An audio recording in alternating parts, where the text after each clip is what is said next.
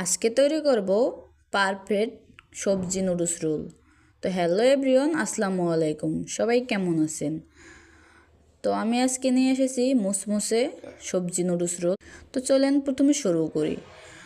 তো আমি চুলায় পানি বসিয়ে দিয়েছি, সবজিগুলো কেটে নিলাম, ধুয়ে নিলাম। এখন ওই যে গাজর কুচি দিয়ে দিলাম প্রথমে, দিয়ে এটাকে একটু জাল করে নিব।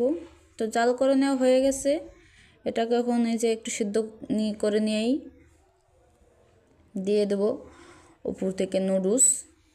তো এই যে নুডলস দিয়ে দিলাম, নুডলস দিয়ে একটু জাল করে নিয়ে দিয়ে দেবো পাতাকপি কুচি, দিয়ে একটু ভালো মতো জাল করে নিয়ে সেদ্ধ করে নেব। তো সেদ্ধ হয়ে গেছে, তো এখন এই যে একটা ঝাঁপিটা ঢেলে ধুয়ে নিলাম।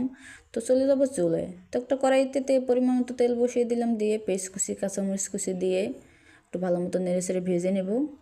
তো এই যে পেস্টটা ভাজি করে নেওয়া হয়ে গেছে, এখন এটার ভিতরে একটা ডিম ভেঙে দিলাম। তো এই যে ডিমটা দিয়ে একটু ভালো মতো নেড়ে চেড়ে নেব। তো এই যে নেড়ে চেড়ে একটু ভেজে নিলাম। তো এখন সবজি নুডলসগুলো সেদ্ধ করে রেখেছিলাম যেগুলো, ওগুলো আমি এখন এটার ভিতরে দিয়ে দিলাম, দিয়ে আবার একটু ভালো মতো নেড়ে চেড়ে সবগুলো উপকরণ মিশিয়ে নেব। তো এই যে মিশিয়ে নেওয়া হয়ে গেছে, এখন এটার উপর দিয়ে দেব লেটুস পাতা কুচি। তো এই যে লেটুস পাতা কুচি এবং টমেটো কুচি দিয়ে আবার একটু ভালো মতো সবগুলো মিশিয়ে নিতে হবে নেড়ে চেড়ে নিয়ে। এখন দিয়ে দেব এটার উপর থেকে সবজি, এই যে সবজি নুডলসের যে মশলাটা ওটা, তো ওটা দিয়ে দিলাম, দিয়ে আবার একটু ভালো মতো মিশিয়ে নিলাম। তো এই যে মেশানো হয়ে গেছে, এটার উপর দিয়ে দেবো একটু সসটা দিলে কিন্তু দারুণ লাগে খেতে এবং মজাদার একটা রেসিপি হয়। তো সসটি দিয়ে আবার একটু ভালো মতো মিশিয়ে এটাকে কিছুক্ষণের মধ্যে উঠিয়ে নেব। তো এই যে আমাদের পারফেক্ট সবজি নুডলস কিন্তু রেডি হয়ে গেছে। তো এটাকে একটু এখন একটা বাটিতে ঢেলে সে ঠান্ডা করার জন্য রেখে দেবো। তখন চলে যাব আবারও চুলায়।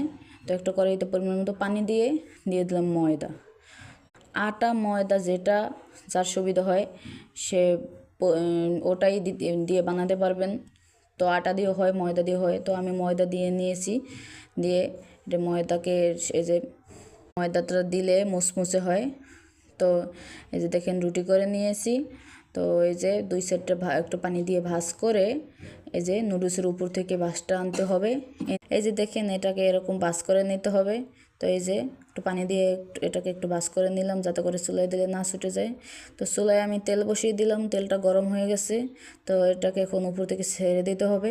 তো চুলার জাল লো আঁচে রাখতে হবে যাতে করে দেওয়ার সাথে সাথেই কালার চলে না আসে। কম আঁচে ভেজে নিলে উপর থেকে এবং ভিতর থেকে ভালো